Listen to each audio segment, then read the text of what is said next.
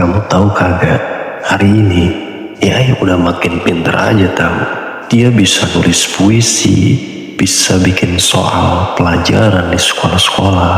Bahkan ada yang bilang AI bakal punya perasaan kayak manusia tahu. Menurut pendapat kalian gimana nih? Tapi coba deh lu tanya ke GPT, apa rasanya kangen? Dia paling bakal jawab pakai definisi kamus, alias dia tuh kagak pernah tahu gimana rasanya kangen. Dia itu cuma ngitung dan ngambil dari data-data sistem. Sekarang gua mau ajak kalian berpikir kritis nih. Masalahnya sekarang tuh banyak orang-orang yang pada kemakan nama data dari sistem, algoritma, bahwa orang-orang sekarang tuh pada bisa ngandelin AI. Ibarat kata ya, kalau memori lu dipindah ke flash disk atau data-data lu disimpan di sistem, terus lu bakal ngerasa hidup lu aman. Jadi jika kasusnya gini nih, ini namanya halu tingkat banjir Sumatera bro. Hari ini kita bakal bongkar dah kenapa dan secanggih apapun AI, dia tetaplah benda mati. Artinya apa? Dia kagak mungkin bisa nyentuh derajat kemanusiaan itu sendiri. Sekarang kita fokus pada permasalahannya. Simak baik-baik dah. Yang pertama, manusia itu sendiri tanpa ia sadari, dia itu terjebak pada yang namanya kata kecerdasan. Artinya, kadang-kadang kita nih sering keliru dan tidak bisa membedakan antara pinter sama sadar. Jadi gini dah, mesin itu pinter karena dia punya akses ke miliaran buku-buku atau data dalam hitungan menit, bahkan dalam hitungan per milidetik. Tapi AI itu kagak punya kesadaran. Ya dia kagak ngerti dia itu siapa. Bagi AI, dia kagak punya aturan. Mau nyolong data kek atau mau gimana kek, intinya dia cuma bisa input data terus output lalu transfer, dah selesai. Gua jelasinnya pelan-pelan aja dah biar gampang dipahamin gitu ya. Oke baik, kita lanjut.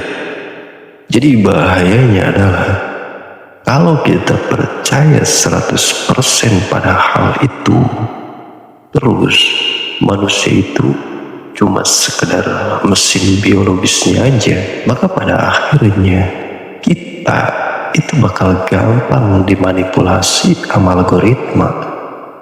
Jadi sedikit gambaran buat kita nih, biasa aja dah sama adanya kecanggihan AI atau teknologi apa kek, lo harus yakin, jangan pernah takut digantiin.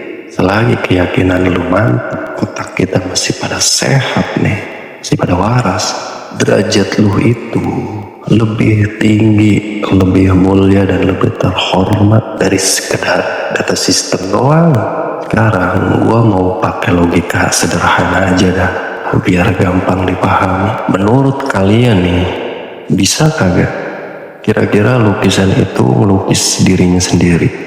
Atau HP dah, HP canggih lo itu yang keren, yang kata orang paling mahal, kira-kira bisa kagak dia tuh berfungsi tanpa lu sentuh? Kagak bisa kan? Dia itu harus ada pelaku seninya kan, harus ada sentuhan manusia. Jadi HP mahal-mahal juga kagak fungsi kan kalau kagak ada pelaku yang mengontrol. Jadi artinya di sini gua mau bilang AI itu, jadi AI itu ya hasil algoritma juga, dan algoritma sendiri itu dibikin manusia dan aturan-aturannya juga ya dikontrol sama manusia. Cuma masalahnya manusia model apa nih yang ada di balik layar yang bermain aturan algoritma ini? Itu tuh sekarang jika kita analogikakan dengan kaidah mantek, bayan atau ma'ani. Logikanya, kecerdasan buatan itu sifatnya adalah majazi, ya kita maknai sebagai pinjaman lah.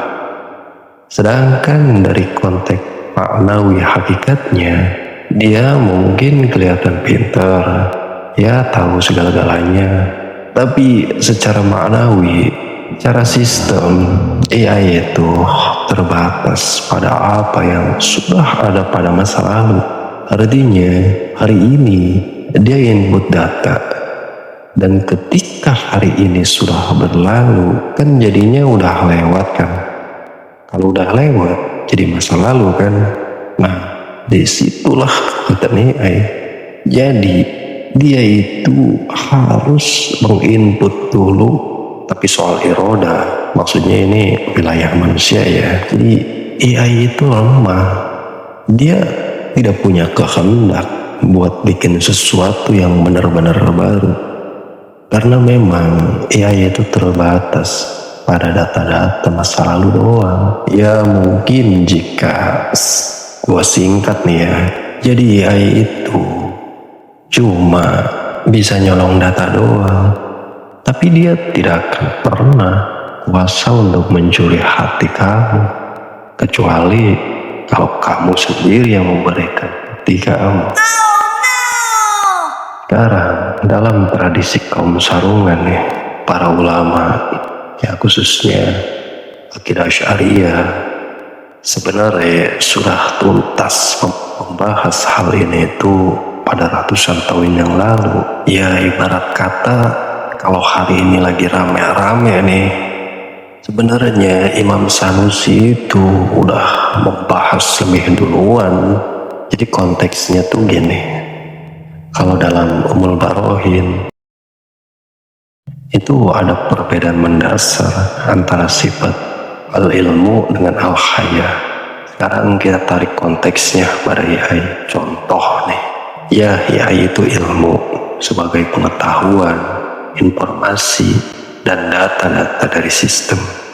Tapi tanpa al-haya, artinya tanpa dihidupkan, dimainkan, diatur, dan dikontrol, AI bisa jadi kebablasan karena dia tidak punya kesadaran. Jadi selama AI dan teknologi tidak dimainkan dan dikontrol secara majazi, dia tetaplah benda mati.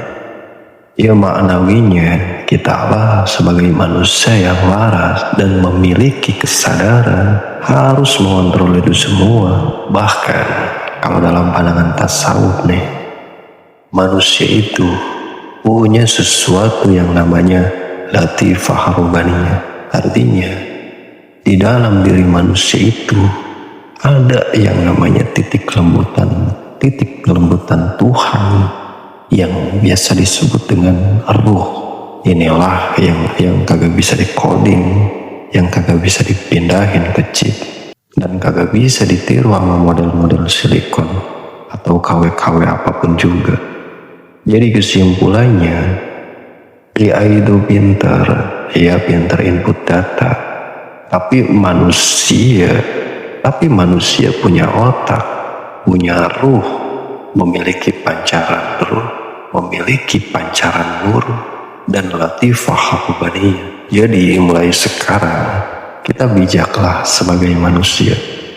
Kagak usah merasa kerdil atau berkecil hati di depan teknologi. AI itu cuma alat doang kok. Maka jangan pernah merasa terancam, apalagi kamu pada galau. Yang harus kita syukuri adalah dia diciptain itu buat bantuin kita kerja, bukan untuk mengendalikan hidup kita ya.